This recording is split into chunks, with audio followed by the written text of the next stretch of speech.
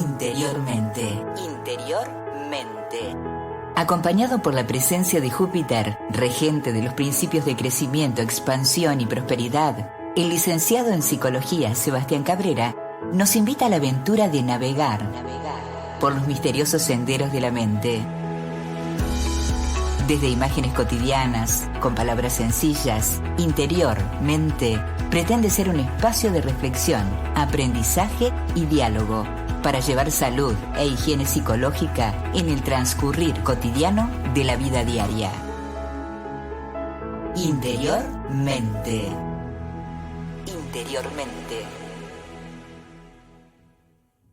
Bueno, buenas tardes, buenas noches a todos los que nos escuchan. Estamos de vuelta aquí con Interiormente, una nueva emisión en este día jueves 15 de abril.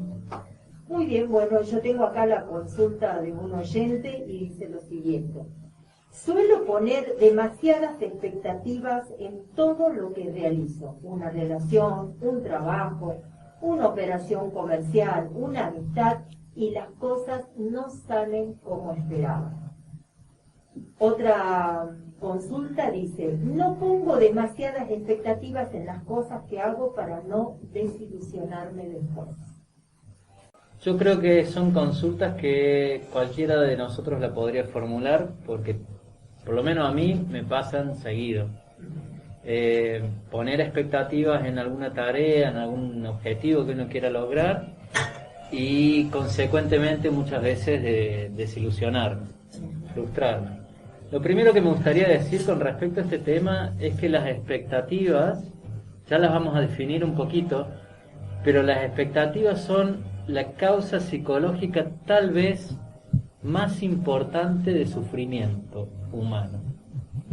Sufrimiento en el sentido de no es un dolor específicamente, no es una herida, pero es un modo de enfrentarme a la realidad que muchas veces me lleva a la desilusión, a la frustración. A eso me refiero con lo de sufrimiento. A la desmotivación también, en ocasiones, ¿no? Digo, cuando estoy desilusionado, cuando algo no sale como yo quiero que salga, sobre todo si es un objetivo laboral, profesional, probablemente me desmotive, me decepcione y pierda el interés o la energía en seguir apostando o seguir intentando, ¿no? Cuando las expectativas se asocian a una exigencia, tenemos ahí una gran posibilidad de volvernos exigentes, volvernos críticos, incluso volvernos engreídos, condescendientes. Pero la expectativa no solamente puede asociarse a una exigencia, también podría asociarse a una actitud que yo casi le llamaría esperanza. En todo caso, lo que quiero compartir hoy y transmitir tiene que ver con cómo ir de una hacia otra y cómo hacer de las expectativas un campo de crecimiento, una opción de crecimiento también. Entonces, en principio me gustaría dar una mínima definición sobre las expectativas. La definición por ahí más común, más habitual, podría ser aquello que uno espera que suceda en relación a una determinada situación. También podríamos pensar entonces, en base a esto, que una expectativa implica una actitud de espera, implica una especie de predicción de que algo suceda, o un anhelo de que algo suceda, un deseo de que algo suceda de una determinada manera, se adecue a lo que yo necesito para mí, o que algo sea de la manera que me sea beneficioso, me sea satisfactorio. Entonces hay acá tres elementos. Algo que no sucedió y está por suceder, y entonces yo en ese sentido decía algo en relación a la predicción o a la esperanza de que algo ocurra, de una manera determinada que tiene que ver con una posición casi diría egoísta de que suceda como yo quiero o yo necesito que suceda, y de un deseo en relación a eso, un deseo respecto al resultado, digamos, ¿no? Entonces, lo que nos lleva a frustrarnos con mucha frecuencia es asociar mi bienestar con la satisfacción de mis expectativas. Esto es muy peligroso, porque la mayoría de las veces seguramente no se cumplen mis expectativas. Las expectativas originalmente se generan frente a una débil tolerancia a la frustración. Genera una expectativa como una manera de controlar aquello que va a suceder, que no sé qué es la incertidumbre. Entonces la expectativa de alguna manera a nivel psicológico se suscita, aparece como una forma de control enmascarada o un tipo de control ante la incertidumbre, para no frustrarme justamente. El problema es que es una espada de doble filo, porque la verdad que la mayoría de las veces me lleva a la frustración. O sea, yo tengo expectativas para tratar de controlar la incertidumbre o la frustración que me provoca no saber lo que va a venir. Me hago una expectativa, un escenario imaginario de cómo me gustaría que resulte, y realmente termino en el mismo lugar del que me quería escapar, o lo que quería evitar, que es la frustración, la desilusión. Entonces yo diría que en ese sentido la expectativa es una construcción poco eficiente, digamos así.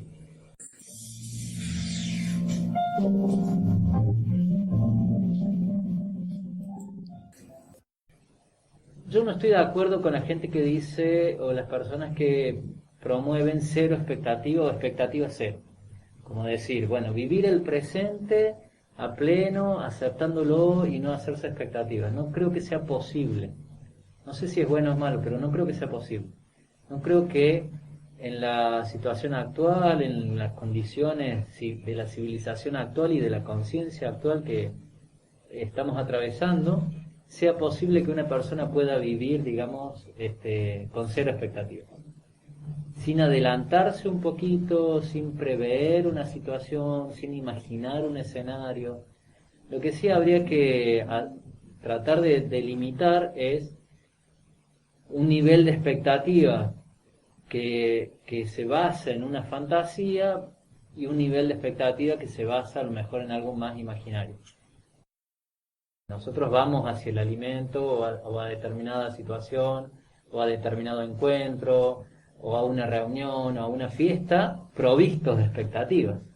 Las expectativas no son el enemigo, sino que uno tiene que aprender a gestionar, a administrar estas expectativas, para que no genere sufrimiento, no sea algo doloroso. Pero un nivel de expectativa mínimo es necesario.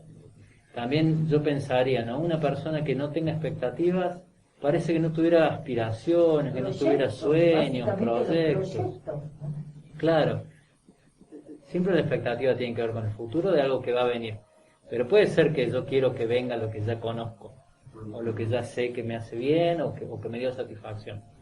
Como si fuera que las expectativas entonces siempre parten como de una experiencia previa conocida y de satisfacción.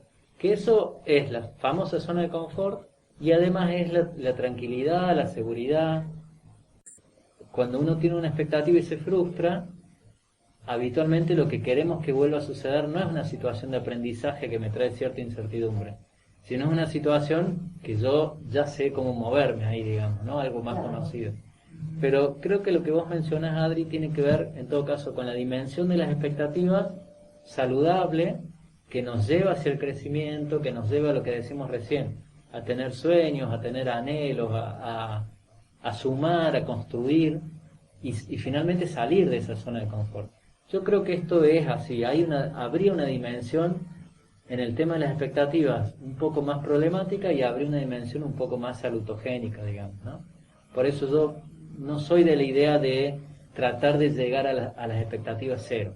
Soy de la idea de gestionar las expectativas, de administrarlas, y hacer de las expectativas que uno tenga un camino de crecimiento, digamos, no una manera de evitar el dolor o una manera de evitar la incomodidad.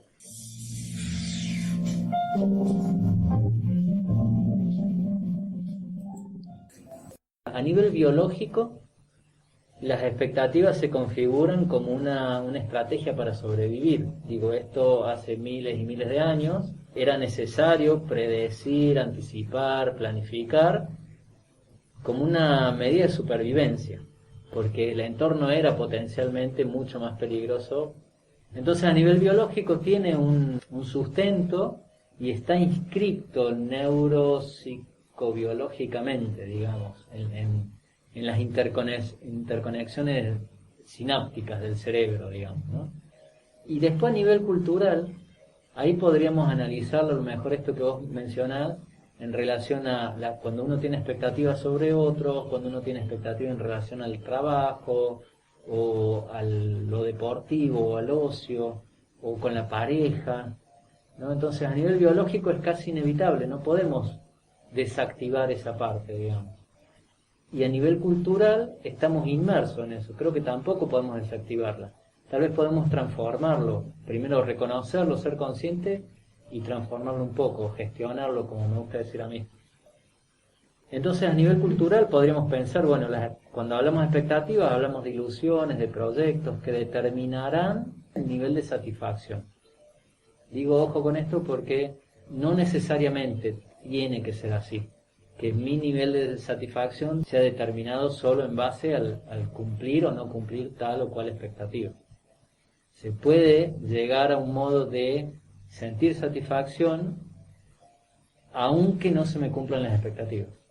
Porque ahí empezamos a hablar y se involucra otro asunto que tiene que ver con el crecimiento, con el potencial en cada uno.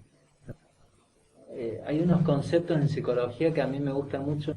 Una cosa es la calidad de vida y otra cosa es el nivel de vida. La calidad de vida tiene que ver con una sensación, o sea que es algo que me pasa a mí a nivel subjetivo.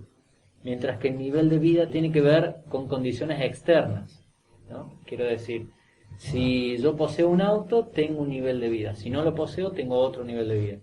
Ahora, la sensación, que es la calidad de vida, la sensación puede depender directamente del nivel de vida o no puede depender. Digo, una persona puede tener la sensación de tener una buena vida teniendo un coche o no teniendo un coche.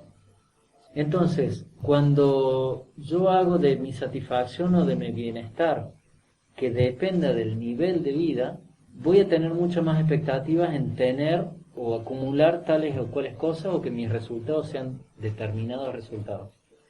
Cuando yo hago de mi bienestar algo que surge de la sensación, de la calidad de vida que tengo, ahí las expectativas yo las puedo gestionar de otro modo porque puede ser que no se cumplan y eso no baje mi sensación de calidad de vida. Bastante clave entender que muchas veces las expectativas están puestas en relación a lo ajeno, a lo externo, a variables externas, donde no tengo mucho control. También podríamos hacer la distinción entonces entre expectativas y objetivos, y casi como una sugerencia de tratar de transformar o de cambiar la palabra expectativas por objetivos.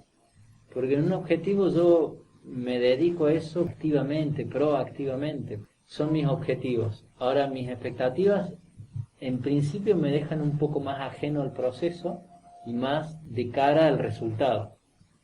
Entonces la relación que se establece entre calidad de vida y nivel de vida, cuando las expectativas se cumplen, puedo caer en la trampa de creer que estoy teniendo una buena calidad de vida. Digo, a veces las expectativas tienen esta trampita, este juego, de que cuando sí se cumplen mis expectativas, creer que estoy satisfecho o estoy bien. Y en realidad lo que pasó es que se cumplieron mis expectativas, pero yo no estoy teniendo control sobre ese resultado finalmente.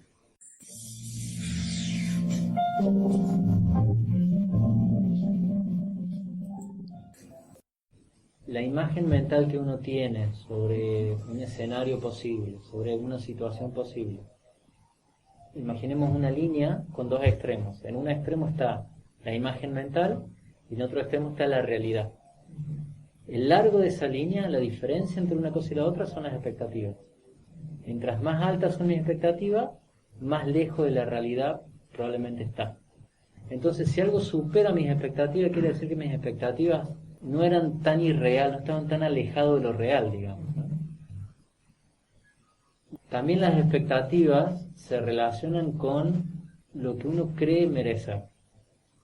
Entonces, nos estamos acercando a algo parecido a la meritocracia, ahí, digamos, ¿no? Entonces, sumamente delicado. Sí, a mí me parece como para no meternos en un análisis más sociológico o antropológico, sí me gustaría mencionar de ahí que quien vive más en contacto con lo posible y lo real y lo que sucede todos los días, me parece que tiene expectativas más bajas o más realistas, como se suele decir. y quien vive más de ilusiones, suposiciones, incluso podríamos pensar en distintos tipos de trabajos que son manuales, de oficio, me llevan a mí a tener expectativas realistas, digamos, ¿no? Porque yo me relaciono directamente con la tierra, por ejemplo, o con un material, y quien tiene un trabajo más periférico, más distante, a lo mejor que está atrás de una computadora o atrás de un teléfono, y no tiene esa relación tan directa, sí se puede hacer expectativas que sean más distantes de lo real, ¿no? O sea, hay algo ahí que es un poco inevitable, digo, cuando uno se aleja de la situación real, generamos más expectativas. Quiero decir, generamos más imágenes mentales de lo que la situación es.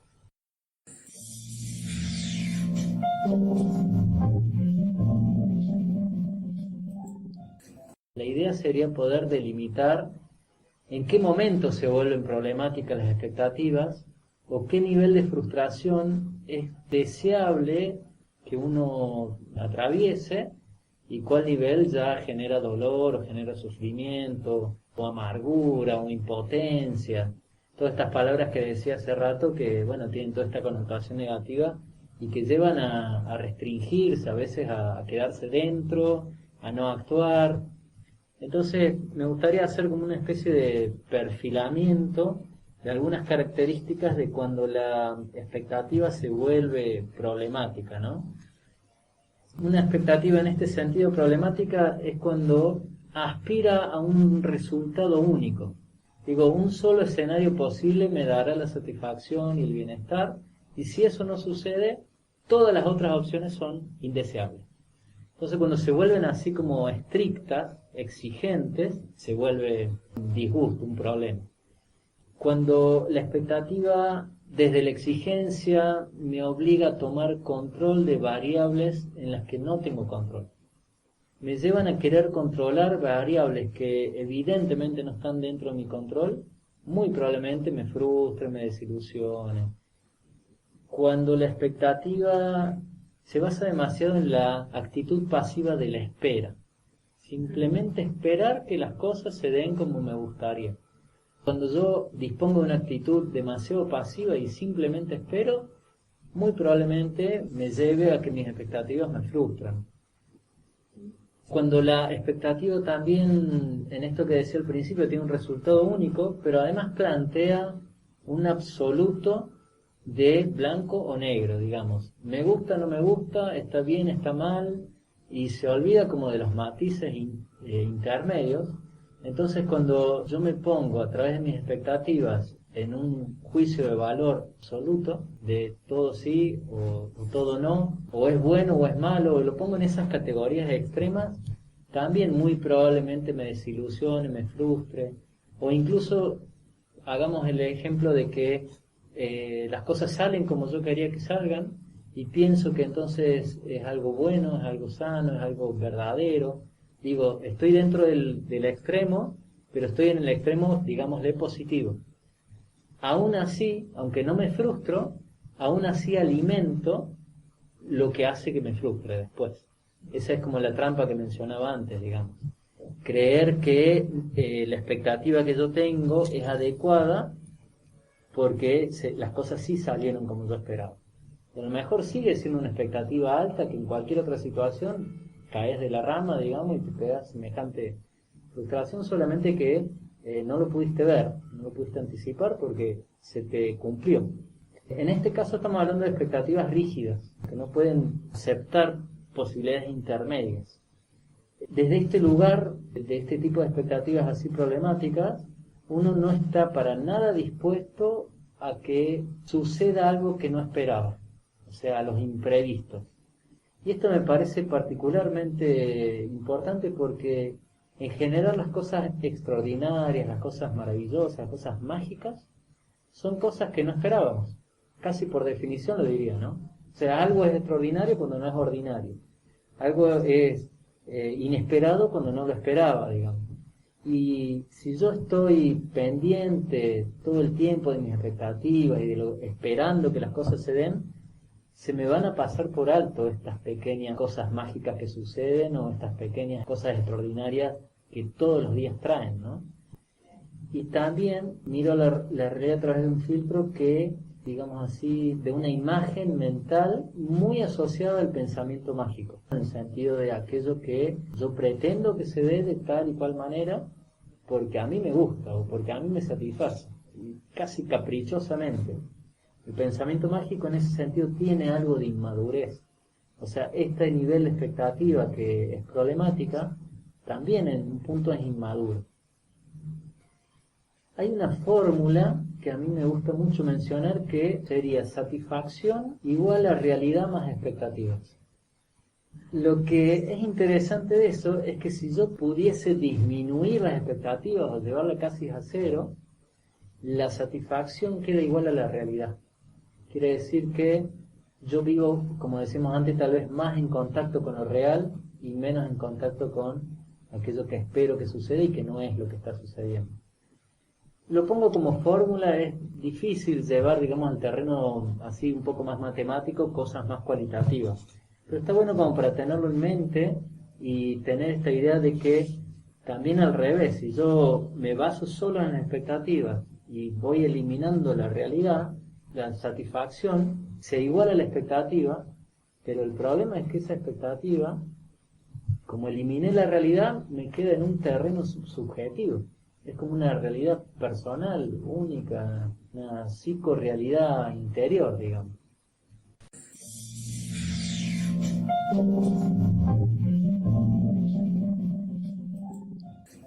Habría una distinción entre crecer y aprender, que me parece que más tiene que ver con la felicidad, versus o en relación a una expectativa cumplida que tiene que ver con una tranquilidad, ¿no? Digo, por ahí hay que aprender a ponderar y casi me animo a decir que también tiene que ver con el nivel de madurez de cada uno, la edad, las experiencias de vida que cada uno tiene, pero aprender a ponderar entre estoy dispuesto a experimentar situaciones que me lleven a crecer, a aprender, o estoy dispuesto a experimentar situaciones que me cumplen las expectativas y que me den tranquilidad. Y ponderar eso, hacer ahí la mezcla que cada uno necesite, porque una cosa y la otra son casi excluyentes, ¿no? Entonces, si yo me quedo tranquilo, probablemente me dé una alegría, una satisfacción inmediata, pero no sé si me da felicidad. Y por otro lado, aquello que no me da tranquilidad, que es un desafío, que las cosas no salieron como yo quiero, que tengo que generar nuevos recursos, a la larga parecería estar asociado a una sensación de lo feliz, ¿no? De una satisfacción, diría, más profunda, de una plenitud, ¿no? Entonces, ahí hay una distinción que también es delicada y que tiene que ver con esto de la satisfacción que planteabas vos. Tanto más delicado me parece a mí todo esto cuando uno pone las expectativas en otra persona, no en uno mismo. Sí, excelente, porque me das el pie justo para hablar lo que quería hablar, que era esto. Digo, cuando uno pone expectativas, no tanto en un resultado de una situación, sino en el comportamiento del otro. Entonces, este asunto de las expectativas trae muchos problemas en la pareja o en la relación con las personas, ¿no? Tener expectativas de que el otro haga o sea como yo espero que haga o sea, primero es una actitud algo, yo diría, egoísta, infantil, habla un poquito de un aspecto niño, de usar al otro también como un objeto de mi satisfacción. Si el otro cumple mis expectativas, para mí es peligroso, para el que tuvo las expectativas y para el que cumplió las expectativas. Primero porque cuando yo soy chantajeado emocionalmente para cumplir las expectativas del otro, quiero decir, vos me pones entre la espada y la pared, o haces lo que quiero y te acepto y te elijo, o no haces lo que yo espero y te quedás sin mi amor. Eso es un chantaje emocional. Cuando a través de ese mecanismo yo me quedo entre la opción de cumplir o no tus expectativas, puede ser que yo actúe un personaje que te guste, que te complazca, pero me alejo de mí. Entonces hay veces que pasa que el amor está puesto en base a eso, digamos, en esta dimensión, Y realmente no eso, para mí eso no es amor real, es necesidad. Si yo tengo asociado que eso es amar, eso es el amor, ¿quién no va a querer amar, digamos? ¿O quién no va a querer ser amado? Entonces es peligroso, pero sí yo creo que podemos sostener mucho tiempo más de lo que sería esperable, de lo que sería sano, una situación así, de no ser yo para que me quieran, o de cumplir las expectativas del otro a través de un personaje.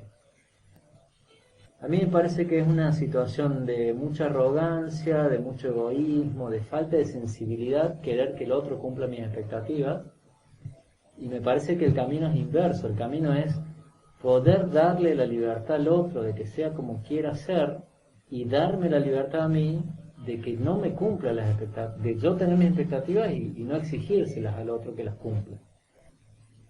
Lo más problemático es cuando mis expectativas son sobre el otro, de que sea o actúe de determinada manera. Porque lo cosifico, ¿no? Porque le quito la libertad de que sea auténtico, y a pesar de que a mí no me gusta o no me agrade.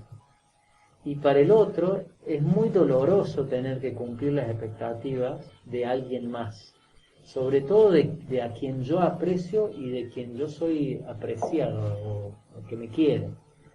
Es muy doloroso, y pienso que no solo me lleva a actuar un personaje, sino que a la larga termina siendo como una relación de episodios egoístas, egoísmo tras egoísmo de uno y del otro.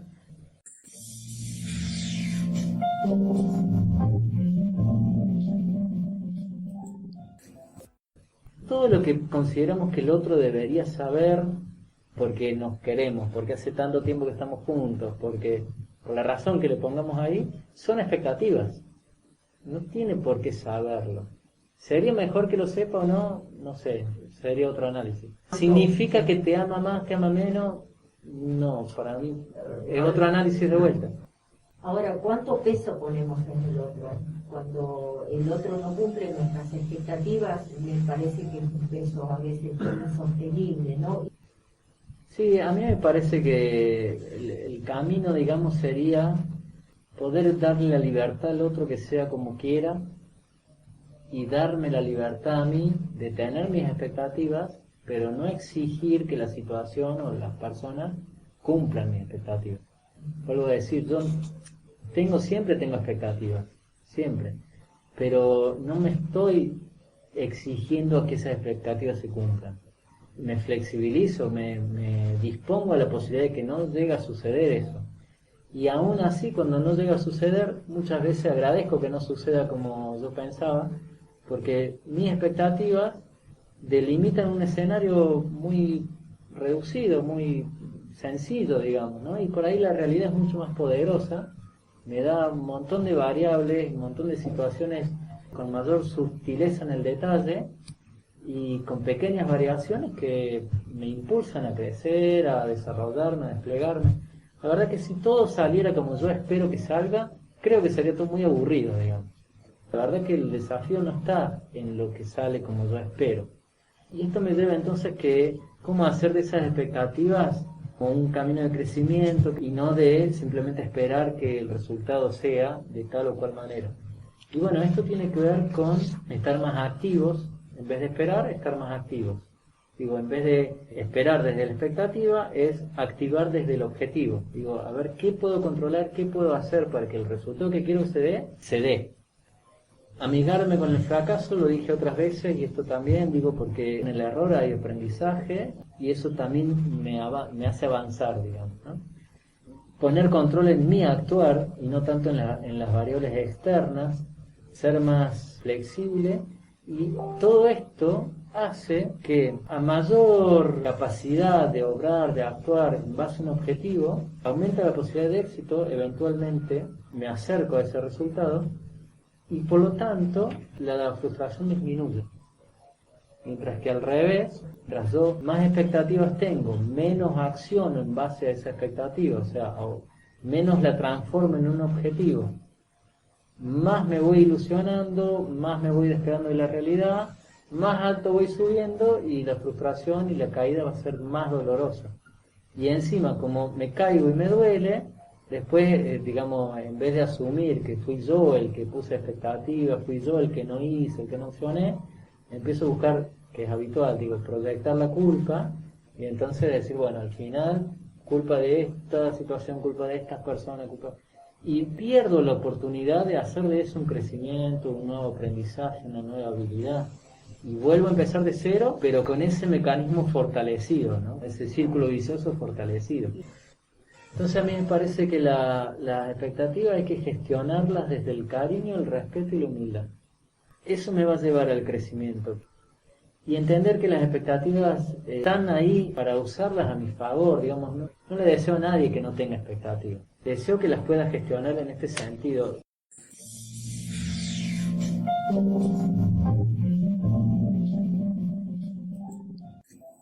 Estaba diciendo estos consejos entonces como para tratar de que las expectativas no sean problemáticas, concentrarse más en el presente, porque las expectativas siempre tienen que ver con una imagen mental, mientras que si yo estoy conectado en el presente estoy más cercano a lo que sucede, a lo real.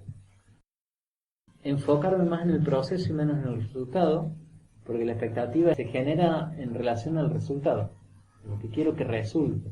Mientras que si yo me enfoco más en el proceso, probablemente pueda transitar ese camino, digamos, y cosechar los aprendizajes del resultado que me trae, sea el que esperaba o no, digamos. No suponer es no imaginar, no dar por hecho que el otro sabe, que el otro entiende, que al otro le importa de la misma manera que me importa a mí, etc. Aceptar la incertidumbre. Y ahí esta frase de que lo único constante es el cambio, y esto para mí es fundamental. Estamos en constante cambio, hay cosas que permanecen más o menos iguales, pero en general estamos en constante cambio porque estamos en un camino de crecimiento y de maduración. El que sigue sería no pretender controlarlo todo, tiene que ver con aceptar la incertidumbre, con entender que todo está en constante cambio. Ser responsable de mis emociones o mis errores, quiero decir, el otro no me hizo enojar, me enojé con lo que el otro hizo. La gestión del enojo es mía. Yo tengo que poder asumir que a veces el otro no cumple mis expectativas y yo me enojo con eso, digamos. Pero no es que para que yo no me enoje, el otro tiene que ser tal, o de tal manera o de tal otro. Entonces, en esto de asumir la responsabilidad de las emociones, también es clave para que las expectativas no sean un problema, o para no forzar al otro a que cumpla mis expectativas para yo estar bien, para no enojarme. Aprender a relajarse, esto me parece fundamental también porque cuando las expectativas se asocian a la exigencia, hay un déficit muy grande en poder relajarse, en poder calmarse, en poder distenderse, ¿no? Uno está como todo el tiempo pendiente, adelantándose a las cosas que van a venir, insomnio, ya dijimos gastritis, tensiones musculares, todo eso es porque uno no aprendió a relajarse, o a calmarse, o a tranquilizarse. Poder considerar más escenarios posibles, o sea, de todo lo que puede suceder, muchas veces suceden muchas cosas que yo no había considerado, que en principio no satisfacen mi expectativa, pero que aún así no es malo. Entonces eso es una posibilidad que uno puede ir desarrollando, que tiene que ver con ampliar la perspectiva, la mente, ¿no? La capacidad de recibir lo que viene.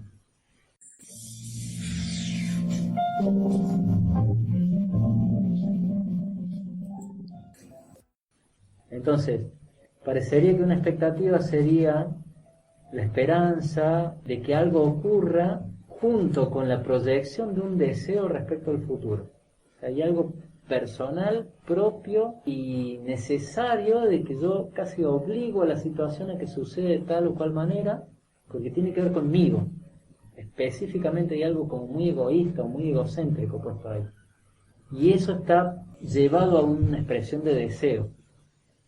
Cuando una persona tiene esperanza, sí es cierto que está esperando que algo suceda, pero espera mucho más flexible, ¿no? Es como acepta que hay matices, si no se da exactamente como quiero, igual lo agradezco. En ese sentido creo que esta actitud de esperar con esperanza hace que uno esté un poco más flexible a lo que pueda suceder y no tan rígido a lo que quiero que suceda. Entonces esa me parece que es una diferencia cualitativa que nos ayuda a poder tener unas expectativas constructivas, ampliar nuestra capacidad de aceptación, aún con expectativas. La expectativa se tiende en algo saludable cuando la puedo llevar a un compromiso. Hasta aquí, Interiormente. El licenciado Sebastián Cabrera nos introdujo en una aventura para conocer y practicar los principios de la psicohigiene.